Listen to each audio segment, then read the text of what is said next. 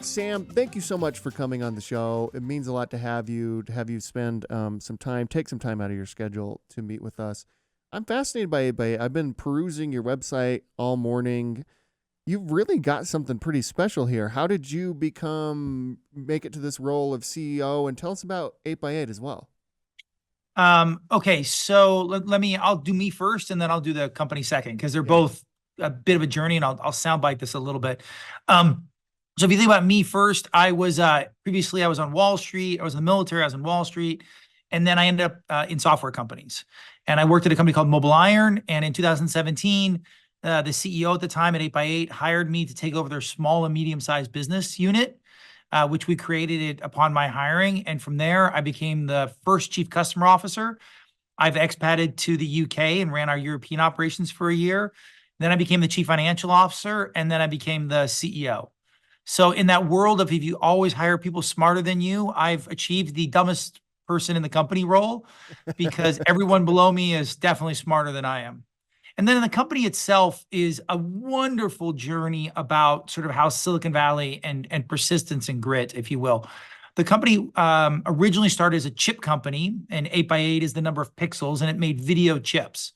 And then it moved into video conferencing, and then it moved into residential voice over IP, and then it moved into B2B voice over IP, and then it moved into contact center and unified communications, et cetera. So it's had big ups, big downs, and it's managed to reinvent itself 3 or 4 times.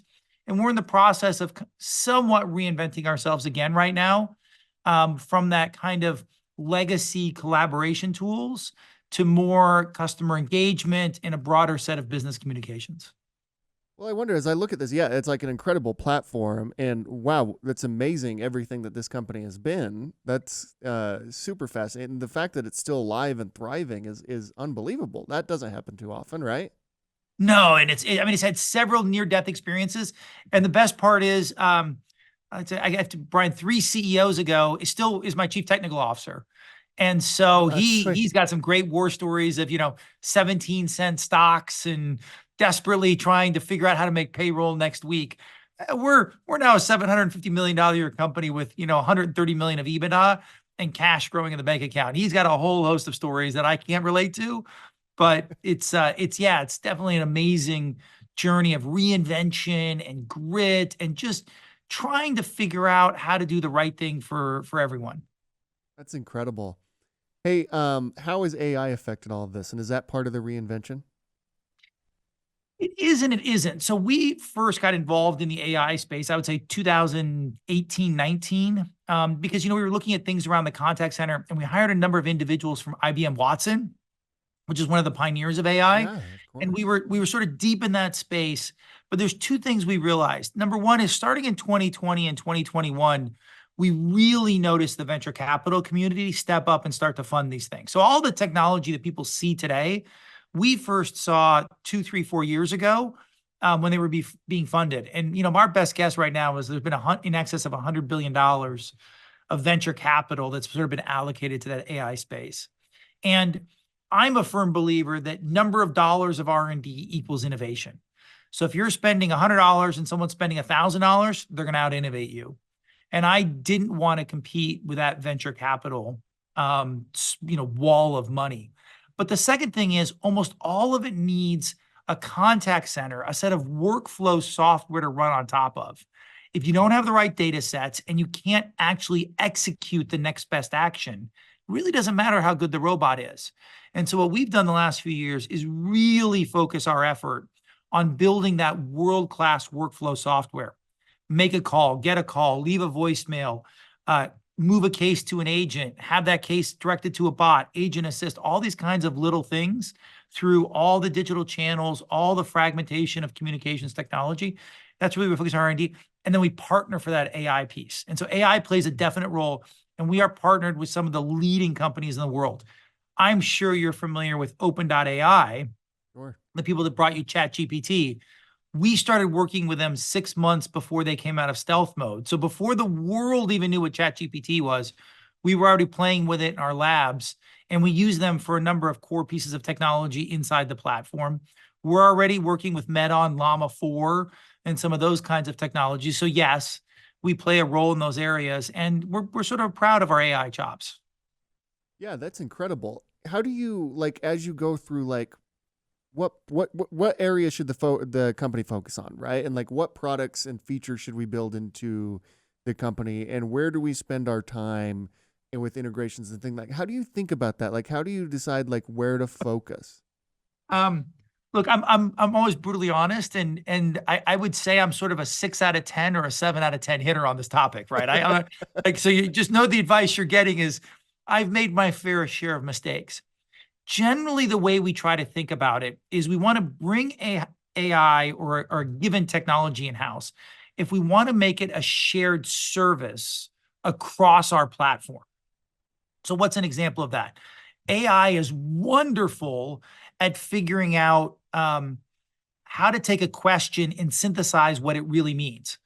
Would you like a pizza? I would like a pizza. What kind of pizza? These kinds of simple questions are actually really complex because they can be asked a million different ways.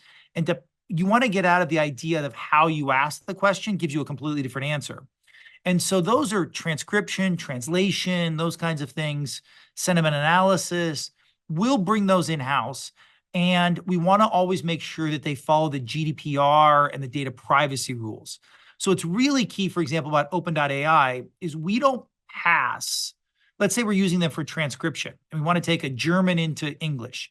We don't give them the transcription and say, please give me the English response. We've brought the technology in house. It's on our side of the firewall. It's hidden from the rest of the world. And so you can take customer data, put it in there and get the English response in return because it's all the tools are inside. And so that's a lot of what we really focus on is that shared common service. Now, if you're an expert at customer service bots or an expert at sales bots or those kinds of things, we want to partner and we want to let you be you. You're awesome at that. We're not going to customize it. We just want to supply the data to make the outcome the best. How do you decide where to focus your time as the CEO every day? Oh, okay. If anybody would have told me taking this job over what the job was really like, I'm not sure I would have said yes in hindsight, if I'm really honest, right?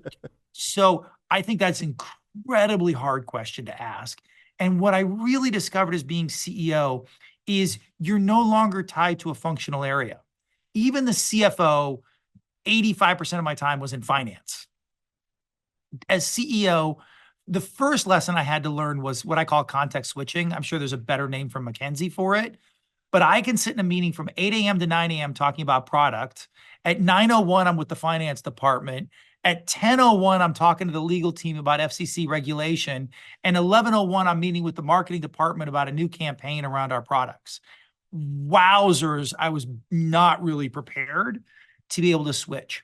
The lesson I learned, so my first year as CEO, I was very focused on tactical items. And what I'm learning in my second year as CEO is there's only things my business card can do. If I want to meet the CIO of a Fortune 50 company, the reality is the only person inside my organization that's going to get that meeting is me. And I need to spend more time on the things that only I can do because of my status, my business card, my knowledge of the industry, et cetera. And I need to delegate more down with clear direction, but delegate down more to people on the things that others inside my organization can do. And so the number one thing I'm working on in year 2 is really saying, you know what? I've got to trust the people in my organization. I've got to give them the direction. I'll check in, but I'm going to focus on the areas that only I can do. How do you think about work from home versus hybrid versus in person and Silicon Valley where you're at? I mean, this is a raging debate even now, I assume, and my experience of it is where have you landed on that, and particularly like how to maintain a good culture depending on where you've landed? You ask amazingly good questions. So first, I'm probably gonna tell you, I'm gonna give you an answer that probably differentiates me from most people. And I think this comes from my time in the military and working in and around special operations. I want to hire the best people I possibly can. And so I never want to be constrained by saying those people, by pure chance, have to be in a 20-mile circumference around where I have an office. I love working with best in class people. And if you want to do it from Montana, California, UK, Romania, Singapore, I don't care. That's what the wizardry of video conferencing technology. You should. So I'm a firm believer in, hybrid, however you want to call it, but really it's like just hire the best people you possibly can.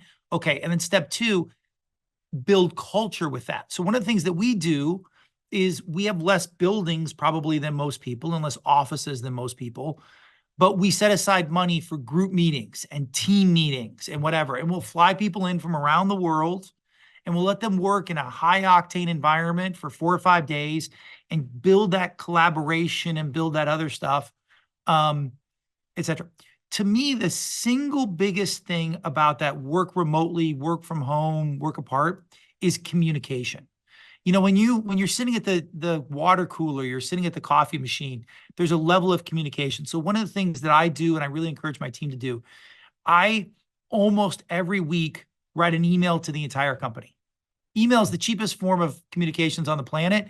It doesn't care about time zones, and you get to read it.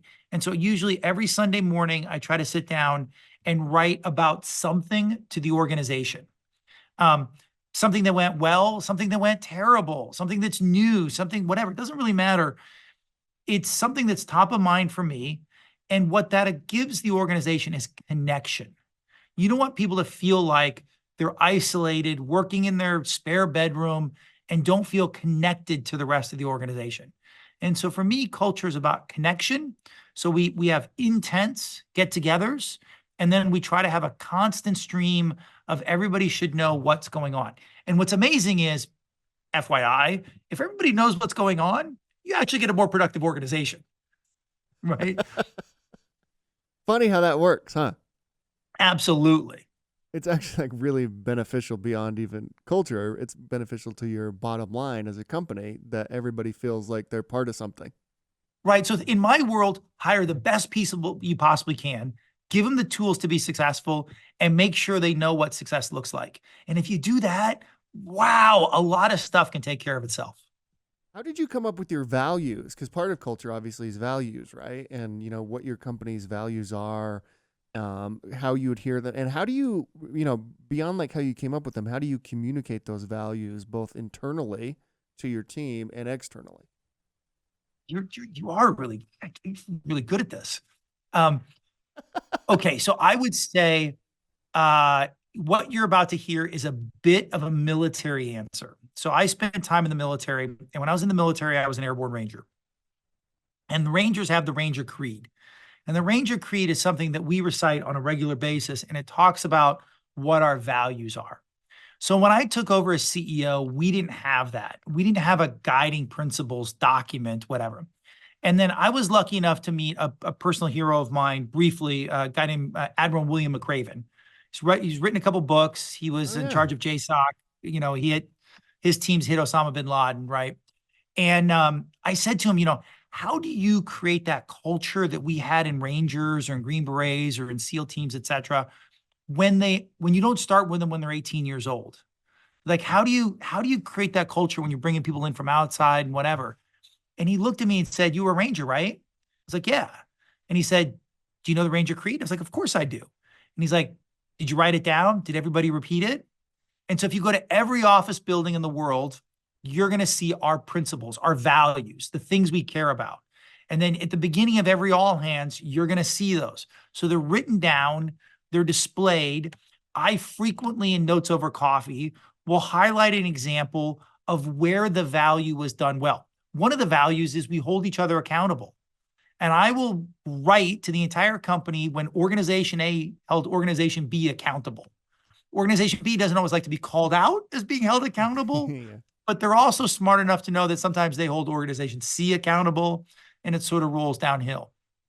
And so what I would tell you is you have to write them, you have to argue about them, you have to agree that viscerally in your soul, This is what we care about. One of our values is disagree and commit is a real thing. So I'm prone to action. I'm prone to action because in action, knowledge is created. And so I had to create a value inside our company where disagree and commit is a real thing. And there was tremendous argument about this. Like, well, what about this? And what about that? But in the end, we agreed that for the downsides, the upsides were greater. And so we publish these, we display them, we highlight examples of them, and we drive it. And it's been a year now that we've done that. And I would say I have another year to go before it's become ingrained in who we are. I think a lot about Starbucks, right? So Howard Schultz has written some phenomenal books. And one of the things he says is, if you want your customer treated well, you have to treat your employees well, right? And that's the culture at Starbucks. But boy, they've been doing it for 25 years or 30 years, right? Mm-hmm. For us to build that, the last thing I would say about culture building, it's not going to happen overnight. It's going to take you time, and it has to be continuously reinforced. Something we talk about a lot at CEO.com is self-leadership, right? And how do you lead oneself, and, you know, the various habits or tricks or various things that you do. I don't know that we've ever talked to an Army Ranger before. And so this question is really kind of quite interesting to me. Like, what did you learn about self-leadership as an Army Ranger? What did you learn just generally as an Army Ranger? And how have you applied it to business?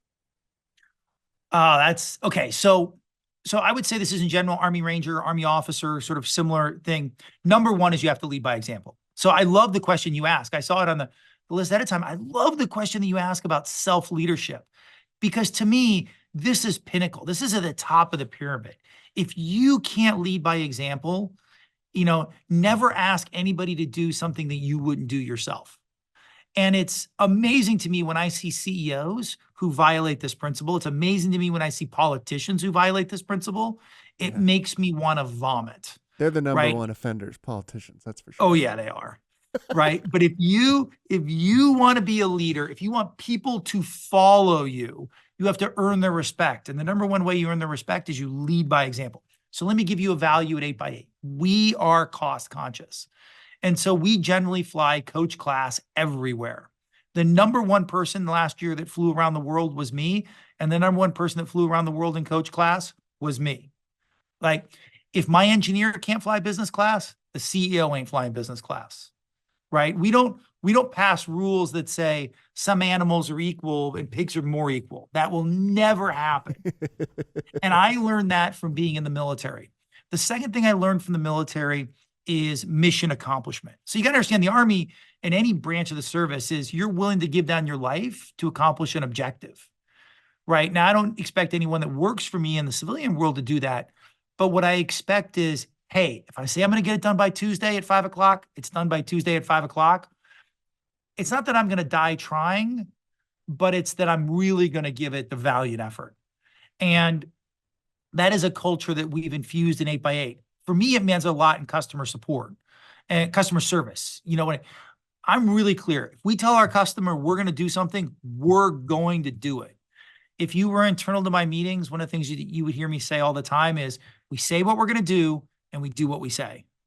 And I really believe, because for me, that means we build strategic partnerships with our customers, because they look at us not as not as one of these Silicon Valley tech companies with, PowerPoints and words. We say we're going to do it. The flip side is sometimes I'll say to them, we're not going to do that. And what's interesting is, as they get to know us, they're usually very respectful. Okay, wait a minute. You're not going to do that. Why don't you want to do that? Oh, we don't want to do that because you're the only customer in the world asking for that feature, and we think that's probably a mistake. Whoa, we're the only person. How do other people do it? Oh, other people do it like this. Why aren't we doing it like that? And that's that thing. So this is what, being in the military, and then, there's sort of that self-discipline that wraps it all together. Deliver what you say, make it happen, ask for the resources you need. Don't be afraid if someone checks on you. And the last thing I would say, and this is once again a general militarism, is AARs. So in the military, there's an after-action review. If it goes well, there's an after-action review. If it goes poorly, there's an after-action review. Hot wash, whatever you want to call it. But that's where all the learning occurs. All the learning occurs when you sit down as a group and you say what was supposed to happen and what actually happened. So let's take a simple example in the real world, a marketing campaign. Hey, we're sending out this marketing campaign. You're going to hear me, the CEO, say, great. What do we expect from this marketing campaign? Write that down. What are the KPIs, et cetera? And then a month later, great. What were the results? And I will never fire anybody for missing the results. That's not going to happen. Okay. But I'll fire you if you're not willing to say, hey, we missed the results. Here's why we missed the results. And here's what we learned from it, and disseminate that information. We're not a CYA organization. We're an organization that continuously wants to get better, because that's where all the magic happens. I wonder, like, you've mentioned Silicon Valley a few times now, and as I think about that, you've probably been there during this interesting transition where it was like the tech mecca. In my opinion, it still is. But where it was kind of like the tech mecca, and then there was probably COVID, a little after COVID, during COVID, this kind of tech exodus. And you started hearing a lot about Miami and Austin and these various places. It seems like Silicon Valley is making a comeback with the rise of AI, with, I imagine, like the bulk of the talent being there. But what was your experience of that? Leading a company, being a part of a company through, the various stages of Silicon Valley being like the place to everybody leaving. And are they coming back now, or is it still a bit of an exodus? So I'm going to actually go a step further. When I first got to Silicon Valley in 1995, 1996, maybe 95, it was a land of hardware, Intel, applied materials, engineers. I mean, going to the local Hobies or Stacks and seeing people with pocket protectors and notebooks was completely normal. And then for me, the place I think Silicon Valley lost its way a little bit was in 2010, 11, 12, 13, when you saw the rise of the Google millionaires and the Facebook millionaires and the LinkedIn millionaires. These companies were amazing. They caught lightning in a bottle, but they caused a lot of wealth to be created, and it became more about the wealth and less about solving problems. I mean, I remember meeting these original famous engineers at Intel or Applied or whatever. They just wanted to solve problems. They wanted to build smaller transistors. They wanted to cure cancer. I mean, they just wanted to do amazing things. And suddenly it became about cars and houses in Atherton and whatever. I'm okay if some of that leaves Silicon Valley. We're at our best here when we want to change the world, when we want to do things that make our customers heroes, that whatever. If we make a little money in it, great. If we don't make money in it, so what? We're going to go to our deathbeds knowing that we changed the world for the better. I think some of that is returning. What I see with green energy, what I see with AI, that altruistic, we can do things. What I see the biotech industry doing, that's when I love being in Silicon Valley. I love being in Silicon Valley when people are exchanging ideas that make the world a better place. It's the best part of humanity. Silicon Valley isn't at its best when it talks about private jets and stupid cars. Yeah, that's right. What about the, I don't want to get you into trouble here, but what about like the political aspect of it? Obviously you have like Elon and various, prominent Silicon Valley people kind of constantly attacking maybe political leadership or things like that. Has there been any difference that you've seen in terms of like, I mean, if I turned on like something like Fox News right now, it would say like San Francisco is unlivable. You can't walk down the street, right? What is the reality? Oh, the reality is it's San Francisco, right? I mean, San Francisco probably has a lower crime rate than 98% of the United States, right? I mean, everybody bags on New York City, but the New York City crime rate is like 1/3 of what the crime rate in Alabama is, right? Yeah. So, and I'm not a blue state, red state guy. Silicon Valley is a little bit more about libertarianism, right? That's a little bit more of like, we're going to find our own way and we're going to build stuff that changes the world. And so I think the reality is, and I don't know Elon personally. I think I've met him once or twice throughout the years.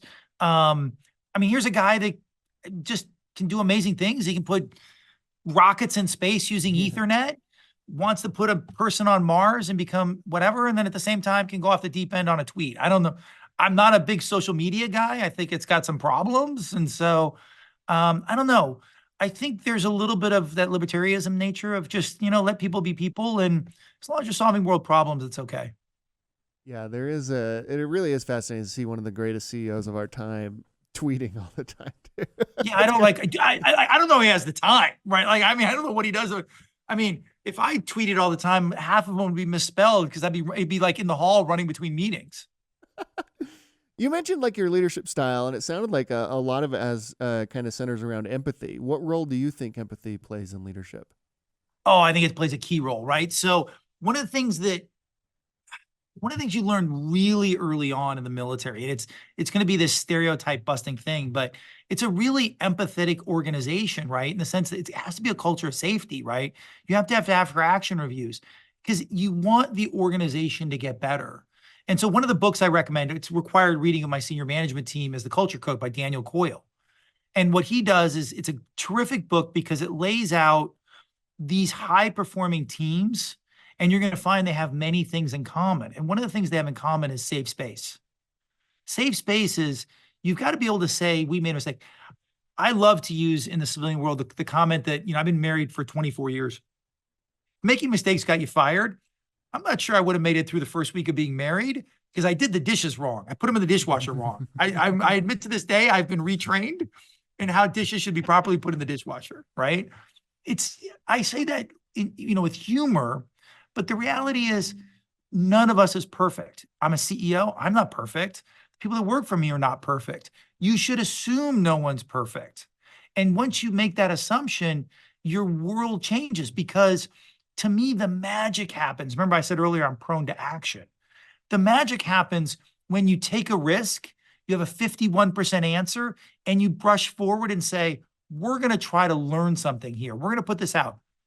One of the things that we do, we launch products all the time in beta.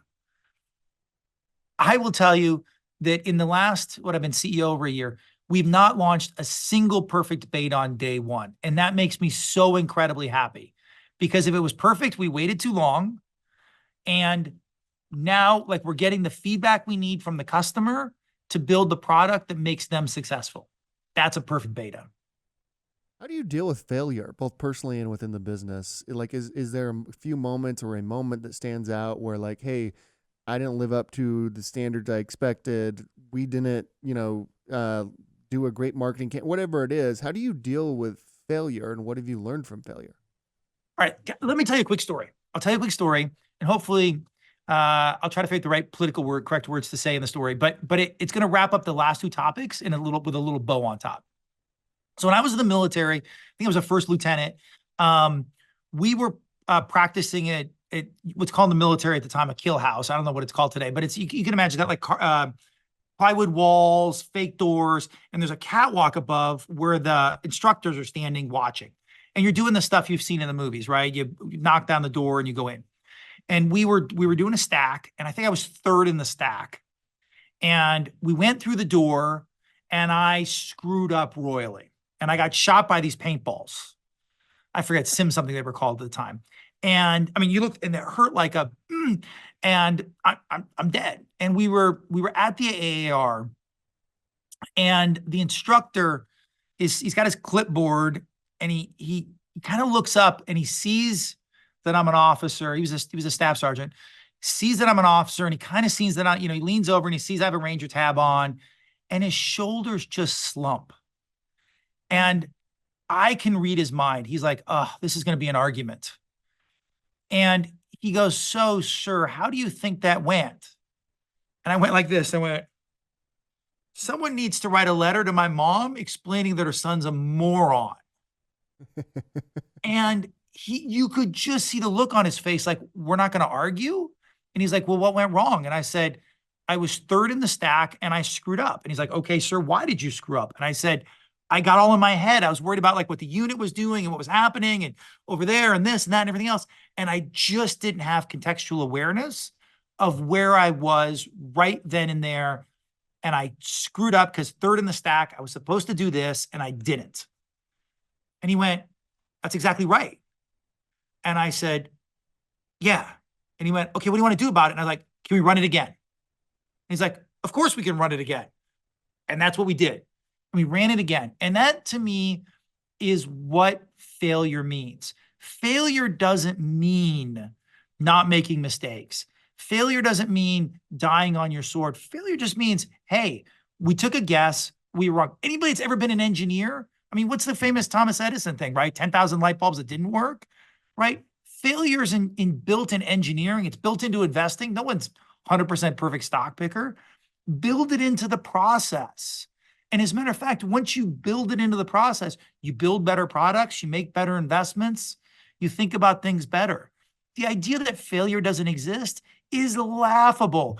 Back to Elon Musk. What'd the guy do? Blow up 4 rockets before he got it right? Yeah, I exactly. mean, yeah, like build it into the system. How do you think it's interesting as CEOs and leaders, you now have to think about things outside of your company a lot more than maybe you had to 20 years ago when you were a CEO?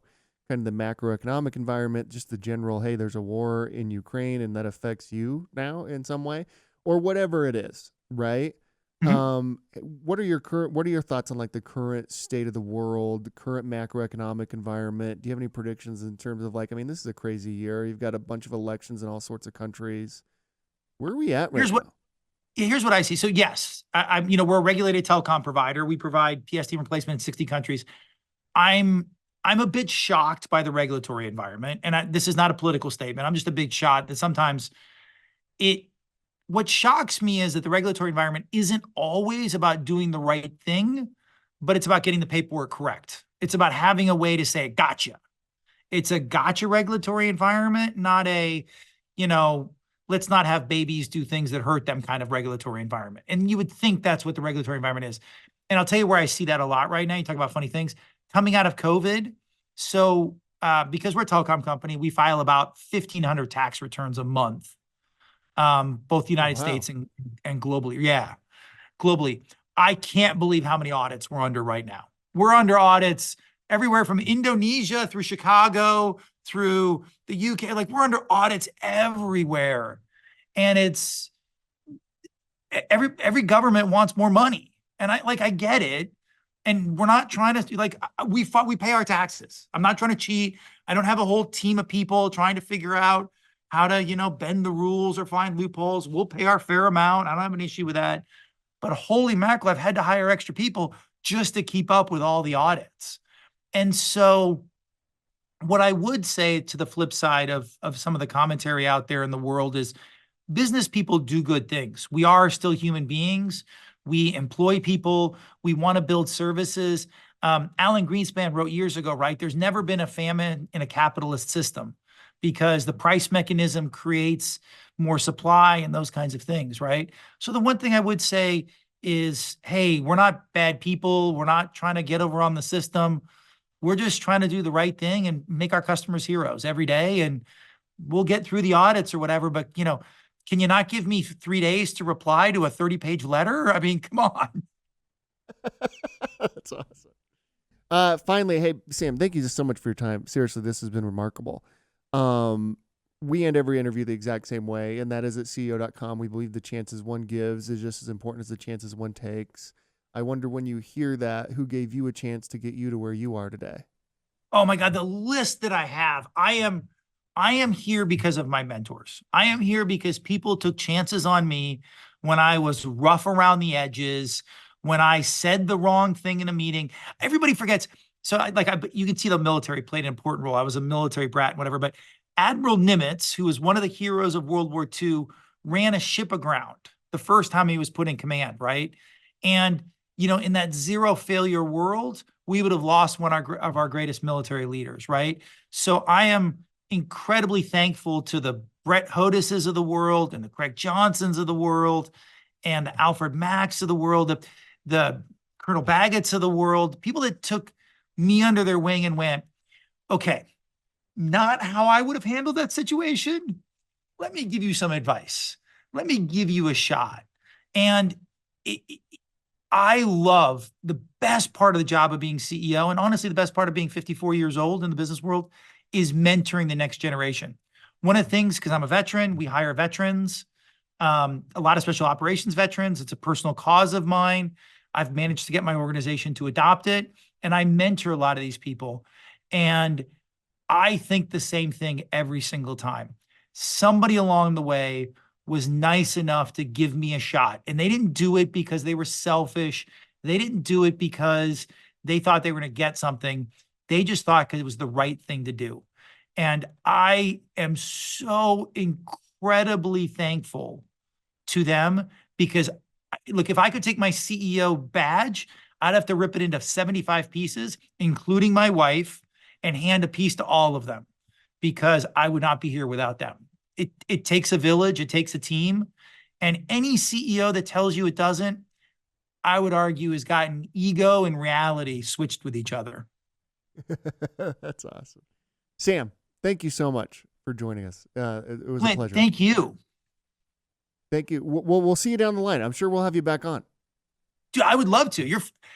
You are good at this. Holy mackerel, you ask good questions. I appreciate it. Thank you.